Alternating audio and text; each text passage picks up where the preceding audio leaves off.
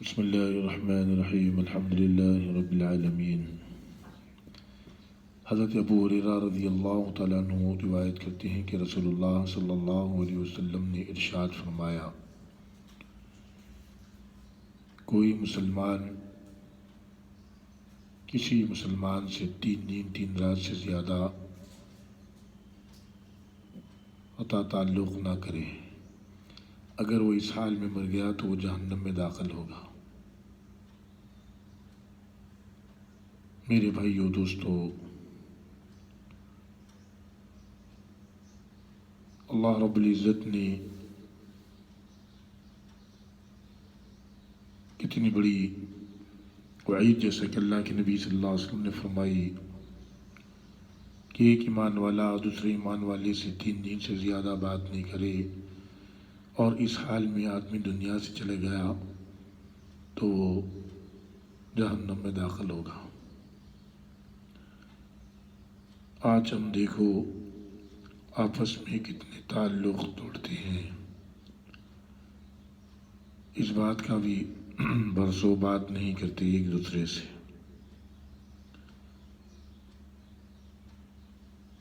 جیسا کہ فرمایا کہ قیامت کے دن رشتہ داری پکارے گی کہ یا اللہ، جس نے مجھے اپنی رحمت سے جوڑا تو دنیا کے اندر تو اسے اپنی رحمت سے جوڑ لے، اور جس نے مجھے اپنی سے جدا کیا توڑا تو اس کی رحمت سے اپنی رحمت سے اسے جدا اور توڑ دے، جدا کر دے اور توڑ دے۔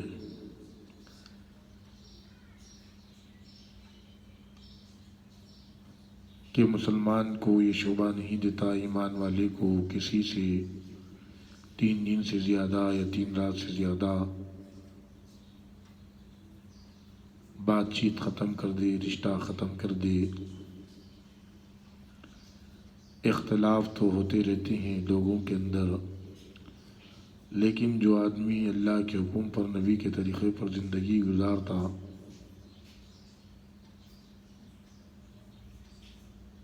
اللہ سے ڈرنے والا، نبی سے محبت کرنے والا، نبی کی اتباع کرنے والے کو یہ چیز شعبہ نہیں دیتی۔ جیسے کہ نبی پاک صلی اللہ علیہ وسلم نے فرمایا، اور ایک حدیث میں ابو ایوب انصاری رضی اللہ عنہ روایت کرتے ہیں کہ ایک مسلمان دوسرے مسلمان سے 3 رات 3 دن کا تعلق توڑتا ہے، جب ملتے ہیں تو ایک ادھر منڈی کرتا ہے، ایک ادھر منڈی کرتا ہے، تو فرمایا کہ جو آدمی ملنے میں پہل کرتا ہے اللہ کو زیادہ پسند ہوتا ہے۔ میرے بھائیو، اصل میں تو رشتوں میں توڑنا نہیں چاہیے۔ چھوٹے چھوٹے چیزوں کو آدمی نظر انداز کرتے ہوئے، معاف کرتے ہوئے اللہ کی رضا کے لیے آدمی رشتوں کو جوڑے رکھنا چاہیے، کیونکہ رشتوں کی بڑی اہمیت ہے ایمان کے اندر، اسلام کے اندر۔ ہر ایک رشتے کا مقام بتایا گیا۔ ایمان والے کا بھی رشتہ ایک دوسرے سے بھائی بھائی کا رشتہ ہے، کلمے کی نسبت سے۔ ایمان والا ایک ایمان والے کا آئینہ ہے۔ اسی طریقے سے ایمان والے کو یہ شعبہ نہیں دیتا کہ کسی ایمان والے سے تعلق کو توڑ لے اور برسوں نہ ملے۔ اگر اللہ نہ کرے اس حالت میں مر گیا تو جیسا کہ حدیث میں اللہ کے نبی صلی اللہ علیہ وسلم نے فرمایا کہ وہ جہنم میں داخل ہوگا، وہ جہنم میں داخل ہوگا۔ اسی لیے میرے بھائی کہ رشتوں کو توڑنا نہیں چاہیے، رشتوں کو جوڑنا چاہیے، سلام دعا کرنا چاہیے، آپس میں سلام کرنا چاہیے، کیونکہ اللہ رب العزت نے اتنا بڑا تحفہ جو دعا عطا فرمائی ایمان والوں کے درمیان، وہ سلام عطا فرمایا۔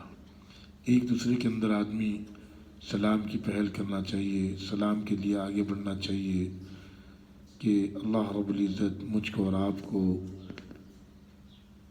اس سے حفاظت فرما دے،